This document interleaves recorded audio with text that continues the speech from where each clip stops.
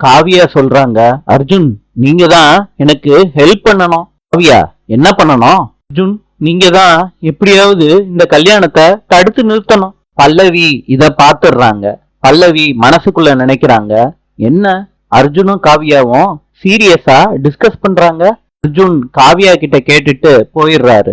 பல்லவி மனசுக்குள்ள நினைக்கிறாங்க, இந்த விஷயத்த யாருக்கிட்டையாவது சொல்லி ஆகணுமே நினைச்சுக்கிட்டே கிச்சனுக்கு போறாங்க. பார்வதி கிட்ட சொல்றாங்க, காவியாவுக்கும் அர்ஜுனுக்கும் ரொம்ப நாளாவே ஒரு க்ளோஸ் ரிலேஷன்ஷிப் இருக்குன்னு நான் நினைக்கிறேன்க்கா. பார்வதி இத கேட்டுட்டு கோவப்படுறாங்க. பல்லவி சொல்றாங்க, பரவாயில்லக்கா, நான் இத சொன்ன உடனே ரொம்ப கோவப்படுவீங்கன்னு எனக்கு நல்லாவே தெரியும். இருந்தாலும்க்கா, என் கண்ணால நான் பார்த்தேன், அத என்னால சொல்லாம இருக்க முடியுமாக்கா?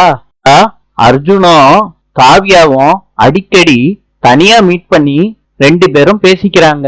இதோ ரகசியமா பிளான் பண்றாங்கன்னு நினைக்கிறேன்க்கா. இத பார்வதி கேக்குறாங்க கோவத்தோட.